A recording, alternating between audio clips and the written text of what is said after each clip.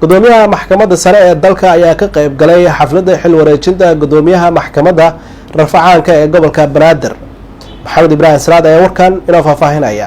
gudoomiyaha maxkamadda sare ee dalka Baashi Yuusuf Axmed oo ka qayb galay xafladda xil wareejinta gudoomiyaha maxkamadda rafacaanka gobolka Banaadir ayaa ka hadlay go'aan ay dowladda ka qaadatay dad ay sheegtay inay taageero u muujiyaan al-shabaab.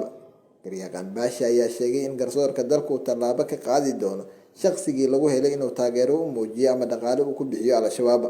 waxaan ku soo gabagabeeyay in madaxweynaha iyo xukuumadda iyo dowladda aan ku bogaadiyo oo ku hambalyeeyo gudubka colaadeed ee dhinacyada badan leh ee lagu qaaday argagixisada arxamayaasha ah ee qowlaysatada ah ee dhammaystay dhiigga maalka iyo sharafka ummadda Soomaaliyeed.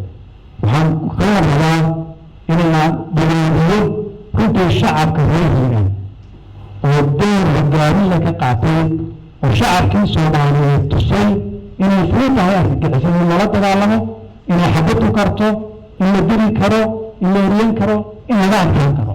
iyaguna waxaa rabaa in runtii aad loogu bogaadiyo shacabka Soomaaliyeedna waxaa kula dardaarmaya inay garab istaagaan dowladda iyo cid kasta oo argagixisada la dagaalamaysa si loogu hubiyo diinta, si loogu hubiyo dadka, si loogu hubiyo dalka, si loogu hubiyo damiirkii Soomaaliyeed ee xalnaa ay nimankaasi argagixisada kusoo duulaan.